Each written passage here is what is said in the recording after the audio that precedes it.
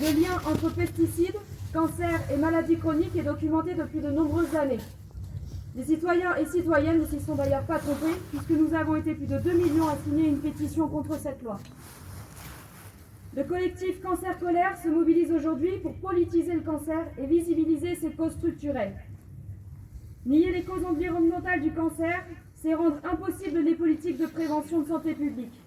Or, il y a urgence.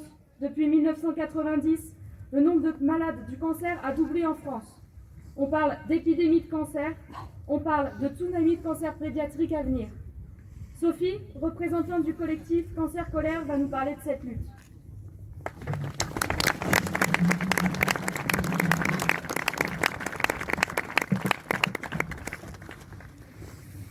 Bonjour à tous et à toutes. Je suis honorée d'être ici parmi vous aujourd'hui, sur ce plateau où il y a 80 ans, des hommes et des femmes ont choisi pour devise vivre ou mourir. Cancer Colère. Nous sommes des citoyennes et des citoyens ordinaires. Nous sommes des malades, des ex-malades, des futurs malades. Nous vivons dans nos corps, nous vivons dans le corps de celles et de ceux que nous aimons, les conséquences concrètes de la violence chimique imposée par des décideurs qui savent et qui choisissent de ne rien faire. Notre lutte est politique. Elle visibilise les causes structurelles du cancer, les polluants, les pesticides, les PFAS, les perturbateurs endocriniens. Elle visibilise aussi les inégalités sociales. Notre lutte est apartisane, parce que le cancer se fiche du bord politique de vos corps. Je suis la maman d'une jeune femme de 22 ans qui souffre de pleurésie chaque mois depuis ses 7 ans.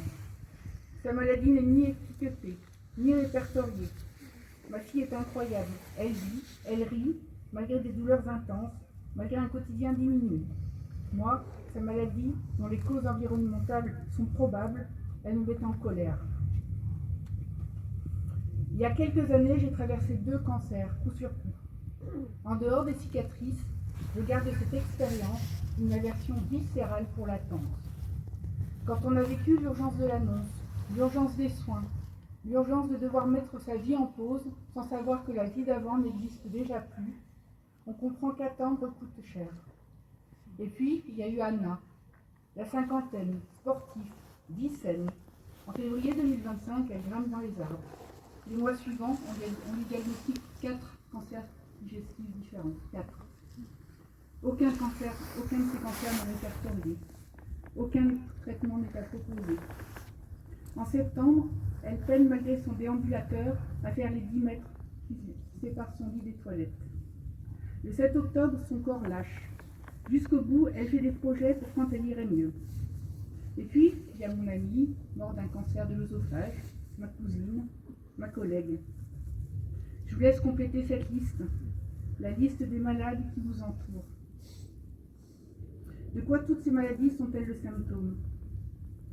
En juillet 2025, je vois Fleur Breton interpeller les députés, ceux qui ont voté pour la loi du plomb. Vous êtes les alliés du cancer et nous le ferons savoir. Ce jour-là, j'ai entendu une colère qui ne demande pas la permission. Une colère qui transforme la sidération en action. Une colère qui dit « n'attendons plus, agissons ». Alors, j'ai décidé d'entrer en résistance et de rejoindre Cancer Colère. Le collectif Cancer Colère est né il y a 1 an, une prise de conscience.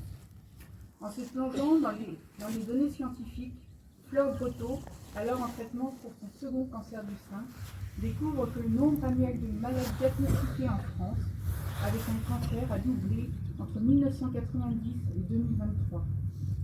En France, pour une femme, le risque de développer un cancer du sein au cours de sa vie est l'un des plus élevés au monde, pour ne pas dire le plus élevé au monde. Elle découvre également que des industriels fabriquent des pesticides et en même temps fabriquent des médicaments anticancéreux. Et enfin, elle découvre que près de la moitié des cancers seraient liés à des causes environnementales. Autrement dit, un malade sur 2 n'aurait pas dû tomber malade. Alors la colère est née. Nos corps ne tombent pas malades par hasard. Derrière les cancers, il y a aussi des choix politiques, industriels, économiques. Nos corps rapportent plus quand ils sont malades. Fleur le dit à haute voix, et ce qu'elle dit résonne dans nos silences, dans nos colères. Nous aussi, on veut dire. Il y a un an, Cancer Colère, c'était 10 personnes. Aujourd'hui, Cancer Colère, c'est 800 personnes. 800 personnes informées, organisées, déterminées. Cancer Colère n'est pas un mouvement passager. C'est une vague de fond, constituée de centaines d'histoires, de centaines de vies bouleversées, de centaines de corps qui savent. Ce qui nous rassemble, c'est la colère de comprendre que ces maladies sont évitables. Notre colère est alimentée par la peur de mourir, la peur de voir celles et ceux que nous aimons tomber malades. Le cancer n'est pas une maladie comme une autre. Même lorsqu'on s'en sort, on n'en sort pas indemne. Guérir, c'est bien. Ne pas tomber malade, c'est mieux. Notre colère est alimentée par le récit dominant. Tu aurais dû manger mieux, tu aurais dû faire plus de sport. Nous ne devrions pas avoir honte de sortir avec nos têtes de chimio. Un agriculteur ne devrait pas avoir honte d'être malade. Il est la première victime de ce système. La honte doit changer de camp. La honte appartient à celles et à ceux qui savent et qui ne font rien pour que le système change. À chaque nouveau mensonge des politiques, à chaque nouveau propos inepte des lobbies, à chaque nouvelle censure de données scientifiquement indiscutables, nos rangs grossissent. Ce qui nous anime à Cancer Colère, c'est une furieuse envie de vivre. Les scientifiques parlent d'épidémie de cancer. Certains alertent sur un probable tsunami de cancer pédiatrique. De quoi ces maladies sont-elles le symptôme?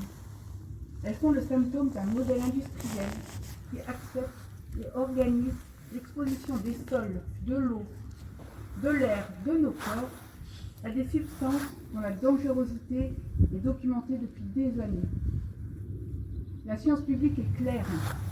Depuis 2013, l'INSERM met en évidence des liens épidémiologiques entre l'exposition aux pesticides et certains cancers. En 2025, l'ANSES publie une alerte sur les effets sanitaires des pesticides encore autorisés. De nombreuses études et de nombreuses expertises scientifiques montrent que les conséquences sanitaires de l'effet cocktail des pesticides restent largement sous-estimées. L'État lui-même reconnaît le lien entre les pesticides et les cancers, puisqu'en 2020, il crée le Fonds d'indemnisation des victimes de pesticides.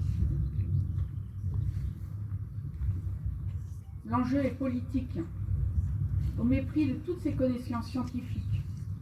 Les lois françaises, Duplon 1, Duplon 2, la loi qui va arriver sur l'urgence agricole, les lois européennes, Omnibus 6, Omnibus 10, toutes ces lois organisent le recul des protections.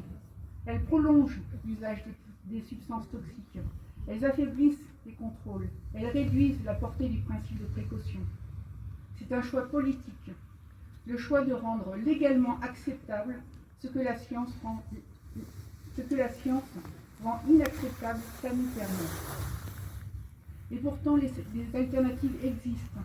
L'INRAE documente des scénarios, des expérimentations, montrant qu'une agriculture sans pesticides de synthèse est possible. Ce qui manque, ce n'est ni la preuve, ni le savoir-faire.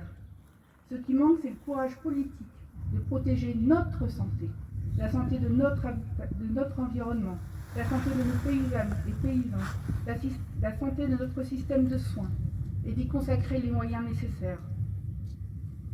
Alliés du cancer, en France comme à Bruxelles, les malades vous regardent.